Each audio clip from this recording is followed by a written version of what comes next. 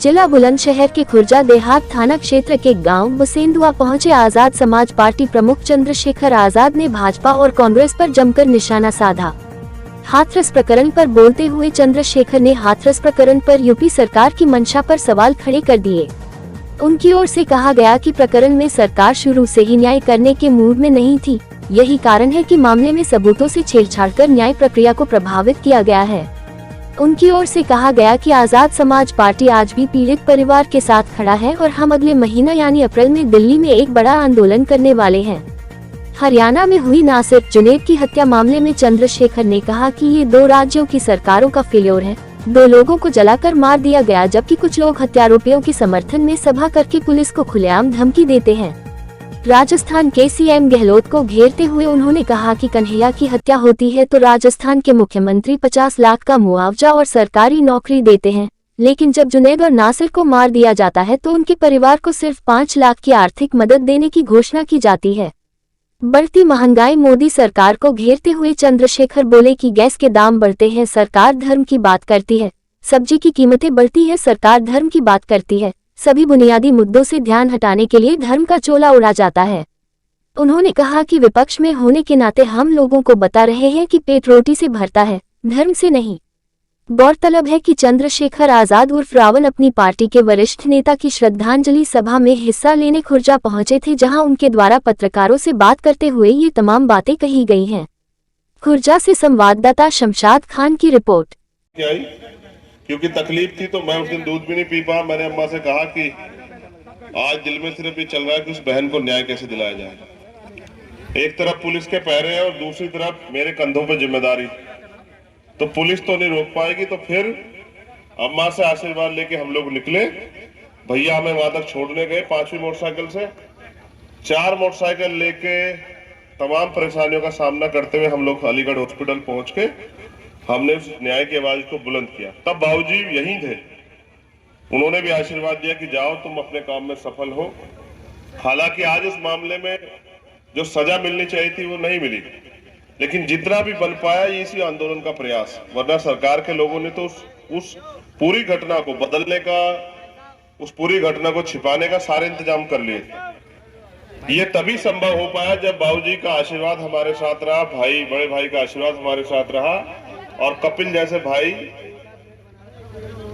अपनी जान की परवाह न करते हुए हमारे साथ उस आंदोलन में चलते रहे। मैं इन बातों का जिक्र इसलिए कर रहा हूं कि मेरे जीवन में बाबूजी से मिलने का वही एक समय था, और जैसा क्योंकि मैं खुद अपने पिताजी के जो वादा किया है उसको पूरा करने के लिए दिन रात लगा रहता हूं, महापुरुषों के वादे के साथ साथ। तो मैं ये भी जानता हूं और आपसे भी कह रहा हूं कि जिंदा रहते हम अपने माता पिता का सम्मान नहीं कर पा रहे हैं। आजकल हम उनको आंखें दिखा के कहते हैं कि भाई आपने क्या किया।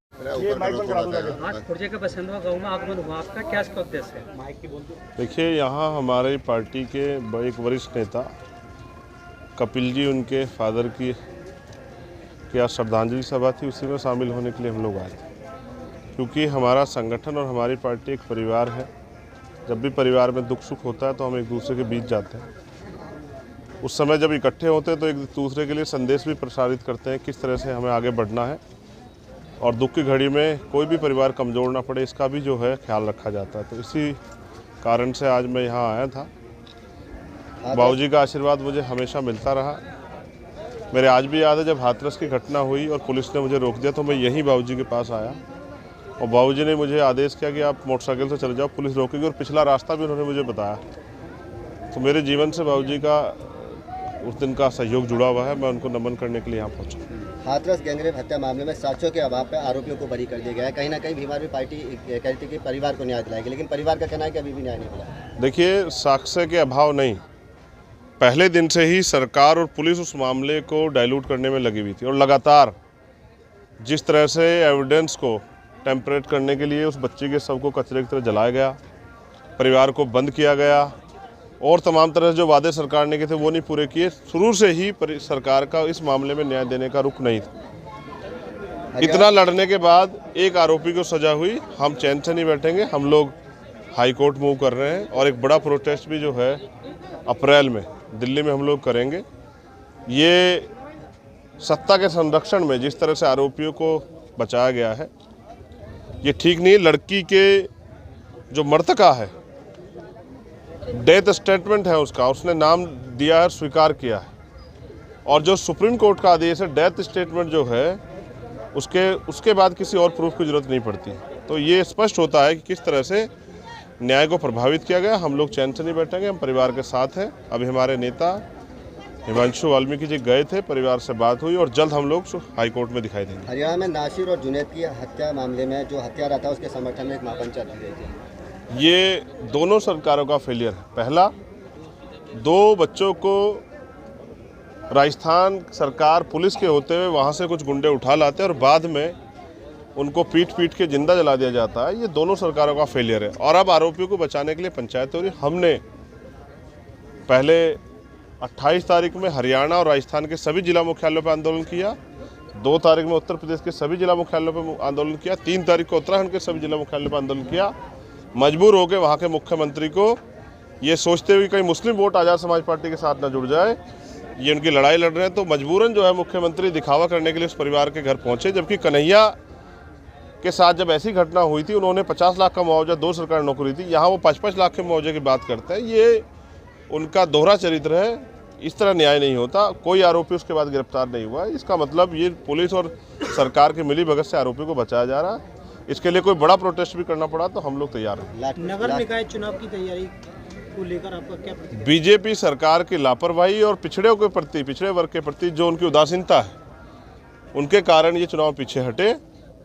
अब उम्मीद है माननीय हाई कोर्ट के निर्देशन में, सुप्रीम कोर्ट के निर्देशन में जो कमेटी बनाने के आदेश हुए थे, उस कमेटी के बनने के बाद हो सकता है पिछड़े वर्ग के लोगों को आरक्षण जो है उनकी आबादी के हिसाब से मिले और फिर उसके बाद चुनाव, जब चुनाव होगा आज़ाद समाज पार्टी बड़ी मजबूती से निकाय चुनाव को लड़ेगी। देश में महंगाई अपने पैर पसार रही है, इसमें क्या प्रतिक्रिया है? देश में प्रदेश की सरकार तो महंगाई को कुछ समझती नहीं है। जब महंगाई की बात होती है वो धर्म की बात करते हैं, जब रोजगार की बात होती है वो धर्म की बात करते हैं, जब अन्याय अत्याचार पर सवाल पूछा जाता है तो वो धर्म की बात करते हैं, जब किसानों के MSP की बात होती है तो वो धर्म की बात करते हैं, जब मजदूरों के आवश्यकता की बात होती, गरीबों की आवश्यकताओं की बात होती, एजुकेशन की बात होती है तो वो धर्म की बात करते हैं। वो धर्म की चादर ओढ़ के बैठे हैं। हमारा काम है विपक्ष होने के नाते कि जनता को हम तैयार करें कि धर्म से पेट नहीं भरेगा। इसलिए हम लोग जमीनी स्तर पे अपनी लड़ाई को मजबूत कर रहे हैं, लोगों को जागरूक करने का काम कर रहे हैं। हाल ही में सपा के राष्ट्रीय अध्यक्ष ने एक बयान करा है कि बाबा सरकार बुलडोजर से नहीं संविधान से चलेगी। इस पर चलनी ही चाहिए। इस पर क्या कहेंगे? अगर देखिए, जब किसी अमीर पे बुलडोजर चलता है तो गरीब लोग खुश होते हैं, जब किसी गरीब पे बुलडोजर चलता है तो उनको एहसास होता है कि बुलडोजर प्रक्रिया ठीक नहीं। फिर ये न्यायालय किस लिए? इसलिए हमारा मानना है कि कानून का, पुलिस का जो काम है वो पुलिस करे, प्रशासन का पुलिस, और जो न्याय देने का काम है वो कोर्ट के भरोसे छोड़ा जाए। अगर सरकार अपने मन से करेगी तो शायद वो न्याय नहीं कर पाए, क्योंकि सरकार दलों, लोगों और अपने प्रशंसकों के हिसाब से न्याय करेगी। ये इससे न्याय नहीं हो पाएगा।